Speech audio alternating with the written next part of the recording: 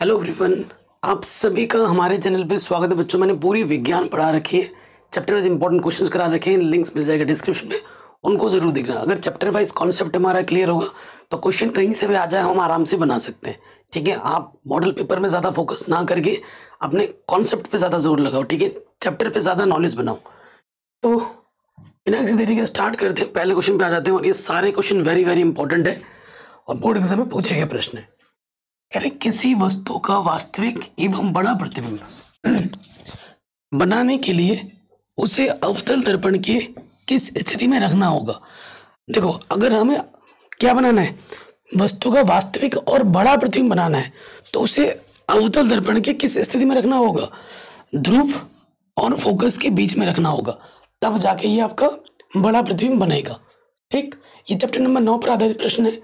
कह रहे किसी भी लेंस की क्षमता की इकाई क्या होती है। लेंस की क्षमता का मात्रक क्या होता है, मीटर प्रति मीटर, मीटर प्रति सेकंड। तो लेंस की क्षमता का मात्रक होता है डायप्टर। ठीक है, डायप्टर मतलब प्रति मीटर।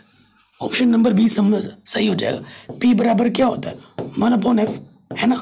और एफ का मात्रक, फोकस दूरी का मात्रक मीटर में ले लो तो प्रति मीटर हो जाएगा। प्रति मीटर को ही हम क्या कहते हैं, डायप्टर कहते हैं। आगे बढ़ो। कह रहे हैं एक श्वेत प्रकाश किरण जब किसी कांच के त्रिकोणीय प्रिज्म से गुजरती है तब उसके रंगों में अलग अलग विक्षेपण होता है। सबसे अधिक विचलन किस रंग का होता है, बैंगनी, पीला, लाल। बैंगनी का सबसे ज्यादा होता है और लाल का सबसे कम होता है। ठीक है, तो ऑप्शन नंबर डी सही हो जाएगा, बैंगनी। मानव नेत्र द्वारा किस वस्तु का प्रतिबिंब कहाँ पर बनता है, हर साल एग्जाम में आ जाता है। तो रेटिना, दृष्टि पटल पर बनता है। अंग्रेजी में रेटिना कहते हैं और हिंदी में कहा जाता है दृष्टि पटल। नेक्स्ट, किसी विद्युत चालक का प्रतिरोध निम्न में से किस बात पर निर्भर करता है। तो चालक की लंबाई पर निर्भर करता है, चालक के पदार्थ के घनत्व पर निर्भर करता है, चालक का अनुप्रस्थ काट पर निर्भर करता है, चालक के आकार पर निर्भर करता है। तो प्रतिरोध की बात हो रही है तो चालक के आकार पर निर्भर करता है, कितना आकार है उसका। कह रहे हैं जब 4 विद्युत चालकों का समायोजन बनाने पर उनका परिणामी प्रतिरोध न्यूनतम कब होगा। ठीक है, देखो, अगर हमें न्यूनतम निकालना है तो पार्श्व क्रम में जोड़ना होगा, समांतर क्रम में। अगर हमें अधिकतम मान निकालना होगा तो श्रेणी क्रम में जोड़ना होगा। तो अगर न्यूनतम पूछा है तो आप बोल दोगे समांतर क्रम, या जैसे हम पार्श्व क्रम में जोड़ना पड़ेगा कम से कम मान प्राप्त करने के लिए। और हमें ज्यादा से ज्यादा मान प्राप्त करना होगा तो हमें श्रेणी क्रम में जोड़ना होगा। नेक्स्ट, एक विद्युत धारावाही चालक के कारण उत्पन्न चुंबकीय क्षेत्र की दिशा ज्ञात करने के लिए निम्नलिखित में से किस नियम की सहायता ली जाती है। तो फ्लेमिंग के बाएं हाथ का नियम का पालन करना होता है। किसका नियम लेते हैं, फ्लेमिंग के बाएं हाथ के नियमानुसार। ये एग्जाम में आ सकता है। ठीक है, आगे बढ़ते हैं। क्या निम्नलिखित में से कौन से धातु ठंडे जल से हाइड्रोजन गैस निकालती है। तो पोटेशियम। ठीक है, ठंडे जल से अभिक्रिया करके हाइड्रोजन गैस निकालती है। मैंने कुछ दिन पहले 300 पूरे किताब के 300 ऑब्जेक्टिव क्वेश्चन बताए थे। अगर उस क्वेश्चन को देख लेते हो ना, मेरा दावा है कि बोर्ड एग्जाम में क्वेश्चन उससे बाहर आएगा ही नहीं, आएगा ही नहीं। ठीक है, मैंने लाइव आके पढ़ाया था, प्लीज जाके देख लेना। इधर उधर की वीडियो में टाइम बर्बाद मत करना, ज्यादा नहीं, 1 घंटे की वीडियो है, पूरा देख लीजिए। दावा ठोक के बोलूंगा कि सारा क्वेश्चन वहीं से आएगा, बाहर से एक भी नहीं आएगा। कह रहे निम्नलिखित में से एल्कीन कौन सा है। एल्कीन हमें बताना है। ठीक है, तो ये देखिए, ये हमारा क्या है, ये हमारा एल्काइन है, ये एल्केन है, ये एल्काइन है। तो एल्कीन डबल बॉन्ड होता है, जिसमें डबल बॉन्ड होता है उसे हम एल्कीन कहते हैं। सिंगल बॉन्ड होता है एल्केन, ट्रिपल बॉन्ड होता है एल्काइन। कह रहे एक विलेन का लाल लिटमस को नीला कर देता है। लाल को नीला कर दे रहा है यानी कि वो क्या है, वो है क्षार। और क्षार का पीएच मान क्या होता है, 7 से ज्यादा होता है।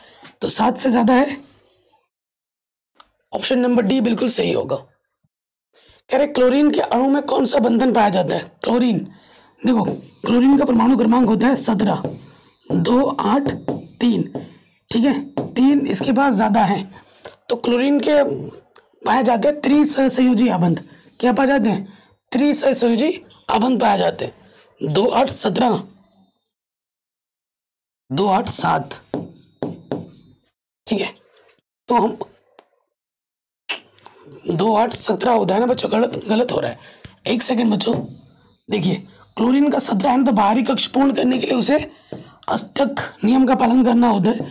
क्लोरीन का 17, तो 2 8 1 हुआ ना बाहर, 7, एक चाहिए उसको, इसके अष्टक पूरे करने के लिए एक चाहिए।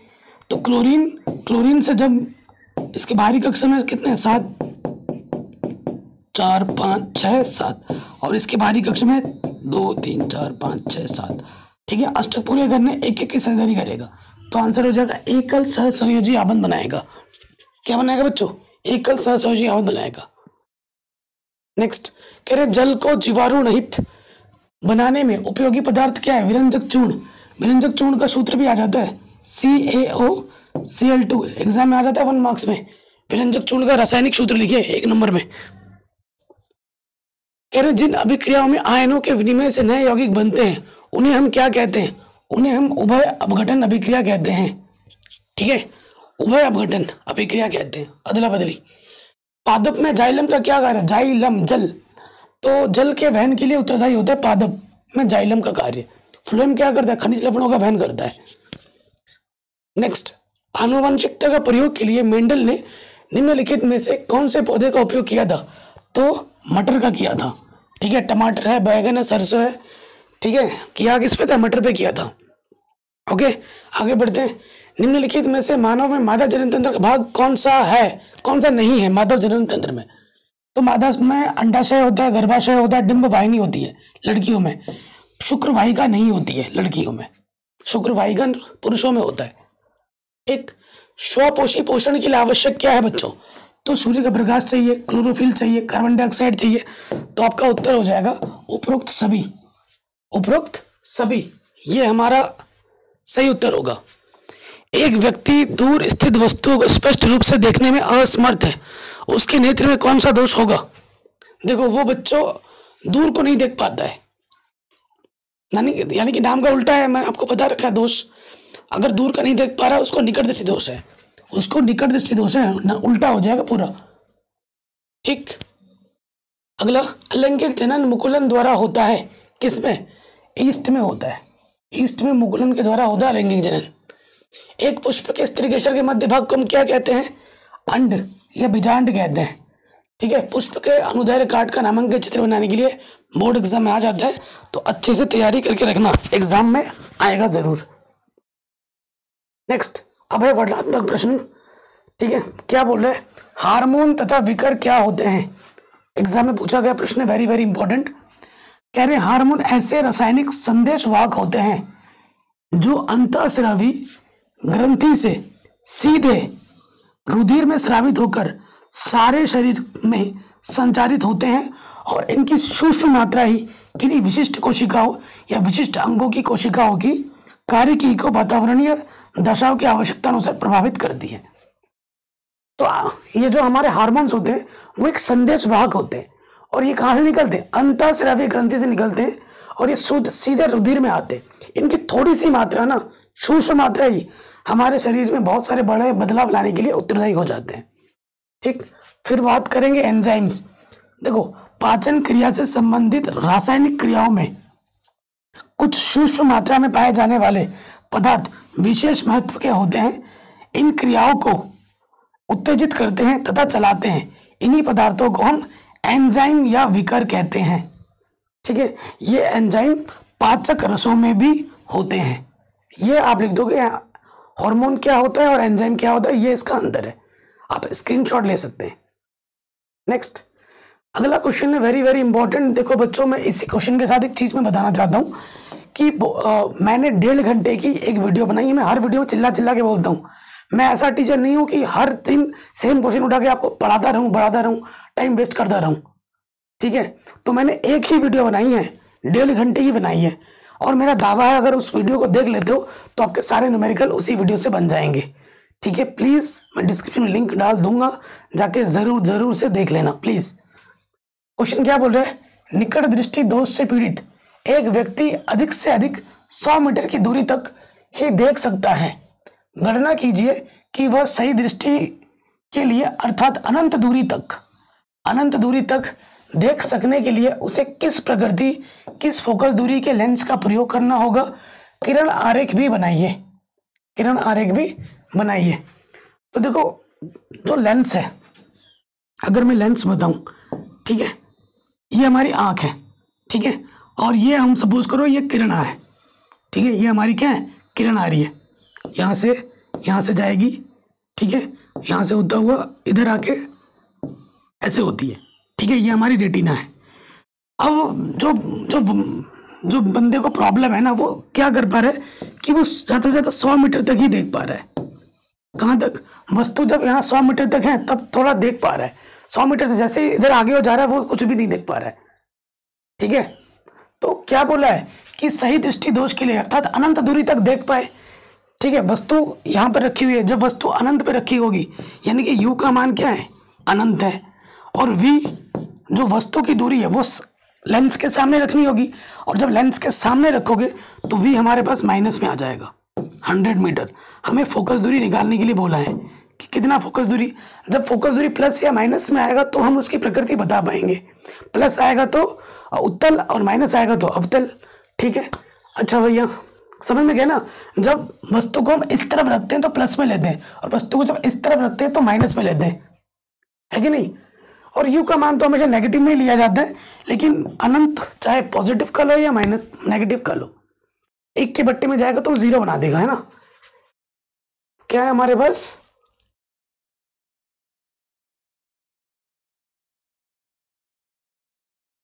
लेंस बोला है ना, फोकस दूरी के लेंस का सूत्र लगाएंगे हम यहाँ पर, ठीक है। तो यहाँ लिखेंगे लेंस सूत्र से, किस सूत्र से, लेंस के सूत्र से। लेंस का सूत्र क्या होता है, 1/f बराबर 1/v माइनस के 1/u, ये सूत्र होता है, मान रखो, ठीक। v का मान क्या है हमारे पास, माइनस के 1/100, ठीक है, और u का मान क्या है, और u का मान है माइनस के अनंत, और यह है 1/f, ठीक है। किसी के बट्टे में जब इन्फिनिटी होता है ना बच्चों, तो उसका मान क्या होता है, उसका मान होता है 0, तो 1/f जो हो जाएगा, ठीक है, माइनस के 1/100 हो जाएगा, और ये हो जाएगा 0, 1/∞ 0, तो किसी भी संख्या में 0 घटाओ वही आ जाएगा, 1/f बराबर आ जाएगा 1/100, तिरछे गुणा करेंगे f बराबर आ जाएगा माइनस के 100, क्या आ जाएगा, माइनस के 100 सेंटीमीटर। यानी कि अगर उसको हमें चश्मा लगाना है तो 100 सेंटीमीटर का माइनस है ना, तो माइनस है तो कौन सा लगेगा, चश्मा, अवतल लेंस का चश्मा लगेगा। यानी कि आपको समझ में आ गया होगा कि निकट दृष्टि दोष के निवारण के लिए हमें अवतल लेंस के चश्मा लगाना पड़ता है, और दूर दृष्टि दोष के निवारण के लिए उत्तल लेंस का चश्मा लगाना पड़ता है। ये 1 नंबर में आ सकता है ऑब्जेक्टिव में, ठीक है। तो ये हमें पता लग गया, हमने कैसे आईडी लगाई, ये माइनस देख के। अब हमें बोला किरण आरेख बना के भी दिखाओ भाई, ऐसे बात नहीं बनेगी। तो देखो किरण आरेख बनाएंगे हम, अरे यार इधर आ गया, इतना उतार लेना, अब थोड़ा मिटाना पड़ेगा, यहाँ मिटा देंगे। अब मैं आपको किरण आरेख बना के दिखाऊंगा। किरण आरेख बनाने के भी 2 नंबर मिलेंगे, ये ध्यान रखिए। सो देखो किरण आरेख बनाएंगे, ये हमारा लेंस है, ठीक है, ये हमारा लेंस है, किरण आ रही है ऐसे, ठीक है, और वो रेटिना पर बना रही है यहाँ, ज़्यादा से ज़्यादा हम 100 मीटर तक ही देख पा रहे हैं, पहली अवस्था में ये है। उसके बाद में क्या किया, जब हम वस्तु को दूर अनंत पे रख के देखने की बात कर रहे हैं ना, अनंत पे रख के देखने की बात कर रहे हैं, वस्तु यहाँ पहले 100 तक ही देख पा रहा था, अब वस्तु अनंत पर है, अनंत पर रखी वस्तु हमने लगा दिया चश्मा, चश्मा लगा दिया हमने अवतल लेंस का। अब हमारी जो किरण आएगी, ठीक है, अब हमारी ये जो किरण आएगी, ये जो किरण आएगी ये टकराएगी, ठीक है, और जो रेटिना पर बनेगी, ये रेटिना है, ठीक है, और फिर अब हम अनंत पे रखी वस्तुओं को भी देख पाएंगे। तो ये सिंपल सा चित्र बनाना है, पहले ये था, उसके बाद ये चश्मा है अवतल लेंस का, 2 नंबर, ठीक है जी। कोई भी दिक्कत हो परेशानी हो वीडियो को दोबारा देखें, मैं आपको बार बार बोल रहा हूँ, मॉडल पेपर के चक्कर में मत रहो। बाकी देखो मैं आप लोगों को हमेशा बोलता हूँ कि आप लोग अगर साल भर मेहनत करोगे, आपका कॉन्सेप्ट अगर स्ट्रांग होगा, तो आप मॉडल पेपर के चक्कर में कभी पढ़ोगे ही नहीं, ठीक है। और जो टीचर्स आपको दिन भर बिठा के रखते क्लास में, और मॉडल पेपर यही पेपर आएगा वो पेपर आएगा, कोई इसका रिजल्ट नहीं है। अगर आप अपने चैप्टर पे फोकस करोगे, आपने एनसीईआरटी ढंग से पढ़ लिए, आपने क्वेश्चन आंसर अच्छे से बना लिए, आपने विगत वर्षों के प्रश्न लगा लिए, तो किसी मॉडल पेपर के चक्कर में पढ़ने की जरूरत ही नहीं पड़ेगी भाई। अभी भी है, कल का दिन समय बचा है। अगर आज मैं वीडियो डाल दूंगा ना, कल आप अपने चैप्टर पे ध्यान दो, ये नहीं किसी के चैनल पे जाके बैठ गए दिन भर मॉडल पेपर देख रहे हो, कोई फायदा नहीं है उसका। अपने चैप्टर पे ध्यान दो, क्वेश्चन वहां से आएंगे। ठीक है, मैं आपको हमेशा बोलता हूँ, बड़े भाई के नाते बोल रहा हूँ, एक दोस्त के नाते बोल रहा हूँ। मैं भी चाहता हूँ मैं भी आ सकता हूँ दिन भर लाइव, हाँ भाई यही आएगा पढ़ते रहो, कोई फायदा नहीं है इसका। ठीक है, मैं हमेशा आपके हक की बात आपके भले के लिए बोलता हूँ। नेक्स्ट क्वेश्चन आ जाते हैं, ओम का नियम क्या है? ये तो आप लोग बोलो सर मॉडल पेपर बनाओ तो बना रहा हूँ। ठीक है, ओम का नियम क्या है, इसकी व्याख्या संबंधित विद्युत परिपथ बनाकर कीजिए और यह भी बताइए कि यह एक विद्युत चालक का प्रतिरोध किन किन बातों पर निर्भर करता है। वेरी वेरी इंपॉर्टेंट क्वेश्चन है। और मैं लाइव नहीं आता, रिकॉर्डेड बनाता हूँ, अगर बच्चों को जरूरत होगी तो वो पढ़ लेगा, नहीं जरूरत हो तो स्किप कर देगा। लाइव आने पे क्या नोटिफिकेशन ज्यादा जाता है, ज्यादा बच्चे जुड़ते हैं और इंगेज रहते हैं, बातें करते हैं अनशंड की, वो मुझे बिल्कुल पसंद नहीं है। ठीक है, ओम का नियम बहुत फेमस है, हर साल एग्जाम में आता है। ओम के नियम के अनुसार क्या होता है, विद्युत परिपथ में धारा, वोल्टेज और प्रतिरोध के बीच संबंध को दर्शाता है। यह नियम क्या कहता है कि किसी विद्युत परिपथ, किसी विद्युत चालक में बहने वाली धारा उस चालक के सिरों पर लगाए गए वोल्टेज के सीधे समानुपाती होती है। जो आई होता है ना, वोल्टेज के समानुपाती होती है। ठीक है, और चालक के प्रतिरोध के व्युत्क्रमानुपाती होती है। ठीक है, वोल्टेज के समानुपाती होता है और प्रतिरोध के क्या होता है, व्युत्क्रमानुपाती होता है। तो गणितीय रूप से आई बराबर क्या हो जाता है, V/R हो जाता है। ठीक है, यहाँ आर क्या है, धारा है जिसका मात्रक एम्पियर होता है, V वोल्टेज है जिसका मात्रक वोल्ट होता है, आर हमारा प्रतिरोध है जिसका मात्रक ओम होता है। इतना सिंपल से आपको लिखना है, पूरे नंबर मिलेंगे 2 नंबर। किन पर निर्भर करता है, विद्युत चालक का प्रतिरोध निम्न बातों पर निर्भर करता है। पहला निर्भर करता है पदार्थ पर, कि भैया कैसा पदार्थ है, किस टाइप का पदार्थ है। जिस पदार्थ से चालक बना है उसका प्रतिरोध अलग अलग होता है। ठीक है, लोहे के लिए अलग होगा, चांदी के लिए अलग होगा। ठीक, लंबाई, कि भाई कितना लंबा है, चालक की लंबाई बढ़ाने से प्रतिरोध भी बढ़ जाता है। जितना लंबा होगा प्रतिरोध उतना होगा, ज्यादा होगा। क्षेत्रफल, चालक का क्षेत्रफल बढ़ाने से प्रतिरोध कम होता है। क्षेत्रफल जितना ज्यादा होगा, जगह जितनी ज्यादा होगी, प्रतिरोध उतना ही कम होगा। तापमान, तापमान बढ़ाने से चालक का प्रतिरोध भी बढ़ जाता है। जितना ज्यादा हीट होगा उतनी ज्यादा हमारी प्रतिरोधकता बढ़ेगी। नेक्स्ट कह रहे प्रतिस्थापन अभिक्रिया। प्रतिस्थापन क्या होता है कि एक के स्थान पर कोई दूसरा आ जाए, उसे हम प्रतिस्थापन कहते हैं। क्या होता है, वे अभिक्रियाएं जिनमें किसी कार्बनिक अणु के किसी एक या एक से अधिक परमाणु या परमाणु समूह का किसी अन्य परमाणु या परमाणु समूह द्वारा प्रतिस्थापन हो जाता है, हटा दिया जाता है, उस अभिक्रिया को हम प्रतिस्थापन या विस्थापन अभिक्रिया कहते हैं। उदाहरण के लिए ये हमारा मीथेन है और ये हमारा क्लोरीन है। यहाँ से एक हाइड्रोजन के जगह पे क्या आ जाएगा, क्लोरीन आ जाएगा। एक हट के क्लोरीन आ गया, बेचारा अलग हो गया HCl। ये हुआ प्रतिस्थापन अभिक्रिया। उदाहरण, ये रिएक्शन जरूर लिखने हैं बच्चों एग्जाम में, नहीं लिखोगे तो नंबर नहीं मिलेंगे, ध्यान रखना। आगे बढ़ते हैं। या फिर साबुन क्या है, वेरी इंपॉर्टेंट है। इसके बनाने में साबुनीकरण की रासायनिक अभिक्रिया भी लिखी है, वेरी वेरी इंपॉर्टेंट है। साबुन क्या होते हैं, पोटेशियम लवण साबुन कहलाते हैं। ठीक है, यहाँ ऐसे यहाँ से लिखना, उच्च अणुभार वाले मोनोकार्बोक्सिलिक अम्लों के सोडियम तथा पोटेशियम लवण साबुन कहलाते हैं।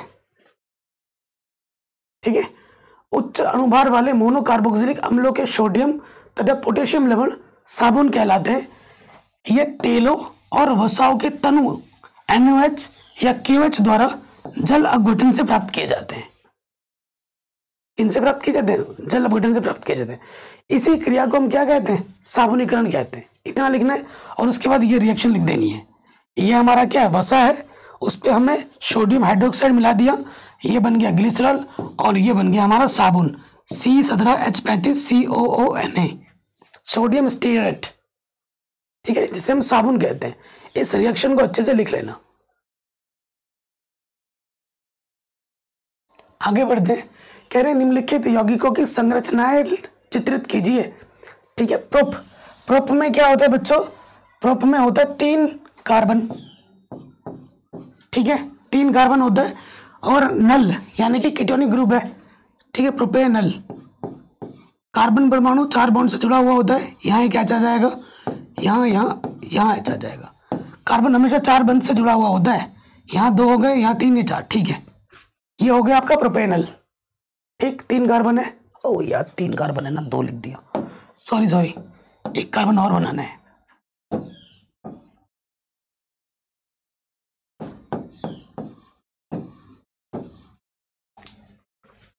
प्रोपेनल। ठीक है, अब आ जाओ 2 मेथिल पेंटेनोइक अम्ल। पेंटेनोइक अम्ल ओइक अम्ल है ना, और 2 पे मेथिल लगा है। मेथिल का मतलब CH3। ठीक है, और पेंट मतलब 5 कार्बन होंगे। कितने कार्बन होंगे? 5। 1 2 3 4 5। कार्बन हमेशा 4 बंध से जुड़ा हुआ रहता है।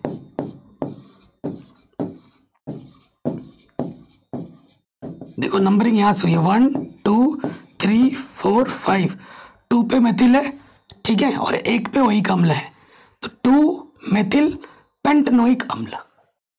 ओके, आगे बढ़ते हैं। प्रोपीन, सिंपल सा है प्रोपीन यानी कि डबल बॉन्ड है इसमें।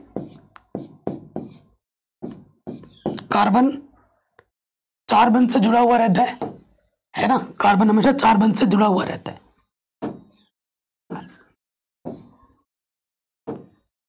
देखिए कार्बन 1 2 3 4, ठीक है, और 2 3 और ये 4, 1 2 3 4। हाँ, अब सब मैच जोड़ दो। ठीक है, ये हमें हमारा 2 3 और यहाँ 1 होगा 4। ये हमारा क्या हो गया? प्रोपीन। प्रोप में 3 कार्बन होता है, इन में डबल बॉन्ड होता है। उसके बाद क्या? 2 मेथिल ब्यूटेनॉल 2। ठीक है, 2 पे ही हमारा मेथिल लगा है और 2 पे ही हमारा ब्यूटेनॉल लगा है। ओके,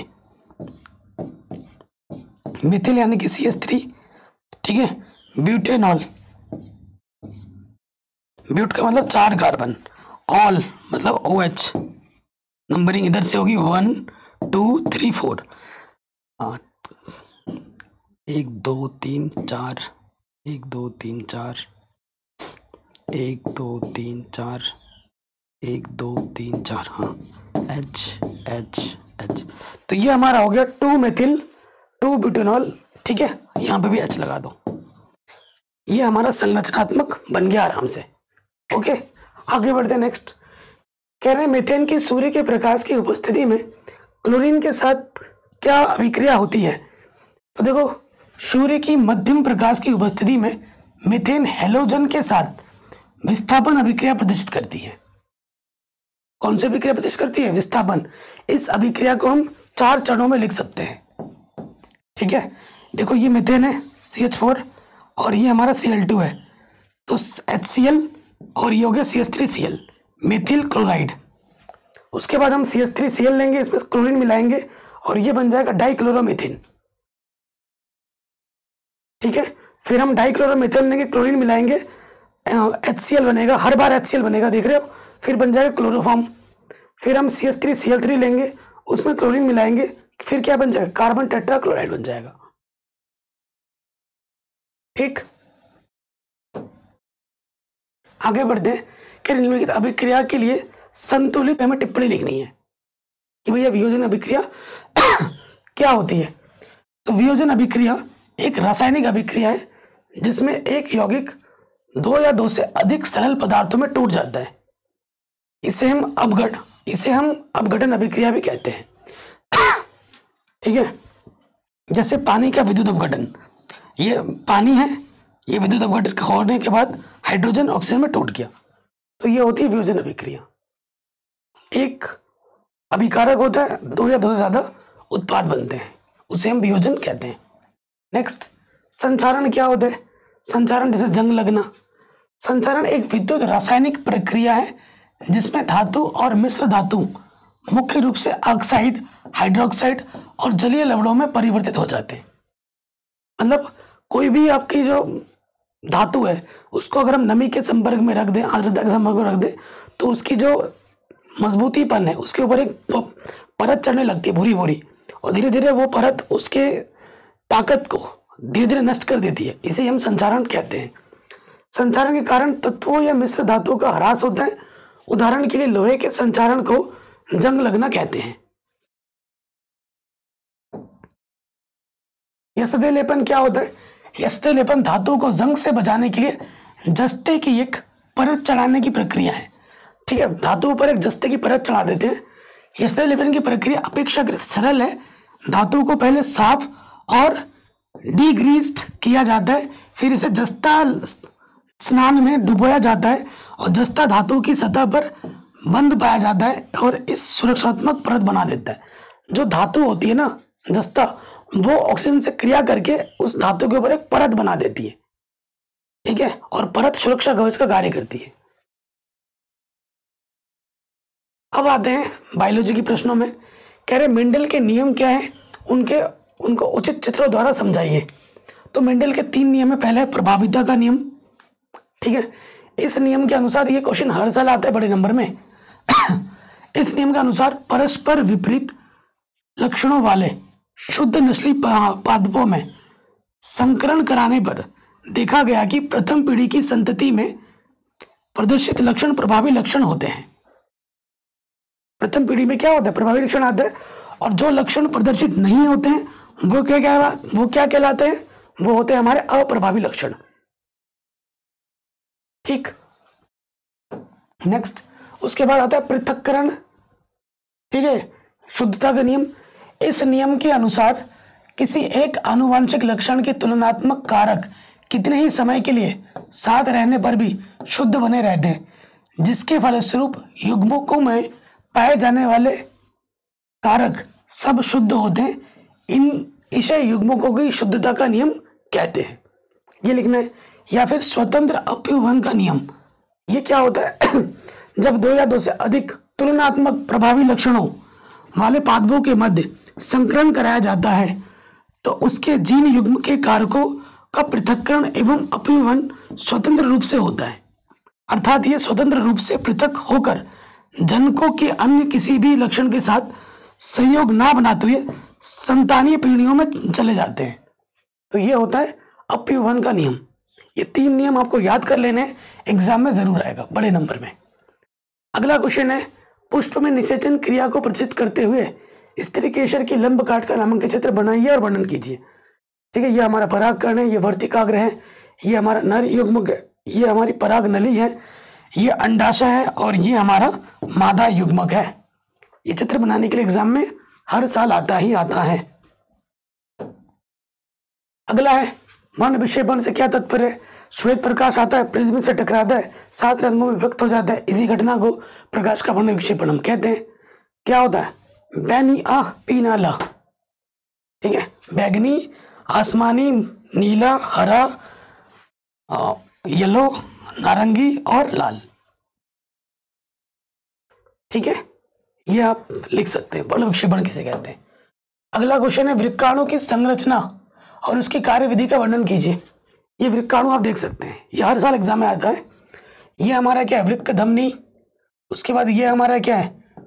ग्लोमेरुलस है। ये क्या है? भूमन संपुट है। ये हमारा क्या है? नलिका है समीपस्थ उसकी। ये हमारी क्या? लाल लाल वृक्क शिरा की शाखा है। ये दूर संचरित नलिका है, ये पास वाली है और ये दूर वाली है। ये क्या है? हमारी संग्राहक वाहिनी है। ये हमारा क्या है? वासा रेक्टा है। ठीक है, अब इसकी कार्यविधि क्या है? देखो, रुधिर रीनल धमनी में बहुत उच्च दाब पर बहता है। ये जो रीनल धमनी होती है ना,